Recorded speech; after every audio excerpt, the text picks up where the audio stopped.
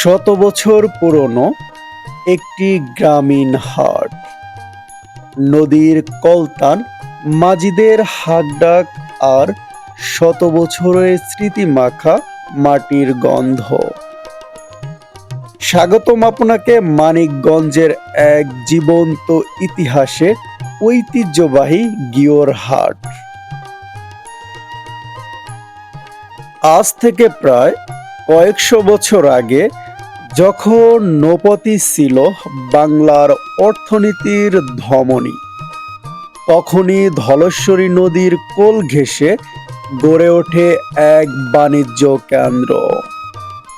British শাসনামলের শুরুর দিকে স্থানীয় হিন্দু বাসক ও সাহা ব্যবসায়ীরা প্রথম এখানে ব্যবসা শুরু করেন। পরবর্তীতে এলাকার জমিদার নীলকণ্ঠ রায় হাত ধরেই এটি পায় এক রাজকীয় রূপ। গড়ে ওঠে ঐতিহ্যবাহী গিওর হাট।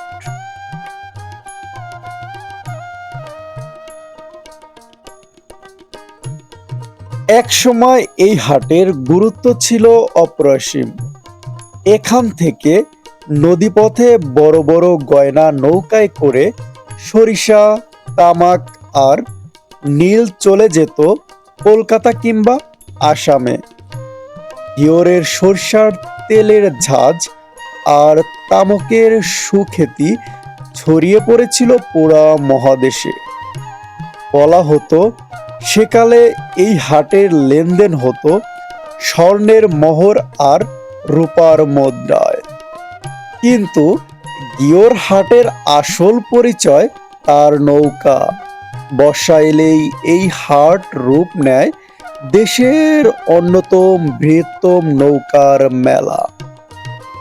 কারিগরদের নিপুণ হাতে তৈরি ডেঙ্গি আর কোষা নৌকাগুলো যখন সারিবদ্ধভাবে ধলেশ্বরী নদীর জলে ভাসে, কিন্তু গিওর হাটের আসল পরিচয় তার নৌকা। বর্ষা এলেই এই হাট রূপ নেয় দেশের অন্যতম বৃহত্তম নৌকার মেলায়। কারিগরদের নিপুণ হাতে তৈরি হয় ডেঙ্গি আর কোষা নৌকাগুলো যখন সারিবদ্ধভাবে ধলেশ্বরী নদীর জলে ভাসে, তখন এক অপূর্ব দৃশ্যের অবতারণা হয়। প্রজন্মের পর প্রজন্ম ধরেই এই শিল্পরা বাঁচিয়ে রেখেছেন আমাদের জল জীবনের ঐতিহ্য। গিওর হাট কেবল একটি বাজার নয়, এটি আমাদের কৈশোরের গল্প।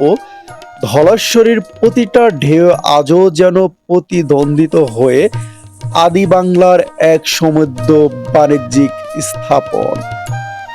হ্যাঁ প্রিয় দর্শক, আপনাদের যদি হাট বাজার গ্রামীণ ভিডিও দেখতে পছন্দ করেন, তারা অবশ্যই আমার ইউটিউব চ্যানেলটি সাবস্ক্রাইব করবেন এবং ফেসবুক পেজটি ফলো দিয়ে পাশে থাকবেন। ধন্যবাদ। আবার দেখা হবে নতুন হাট।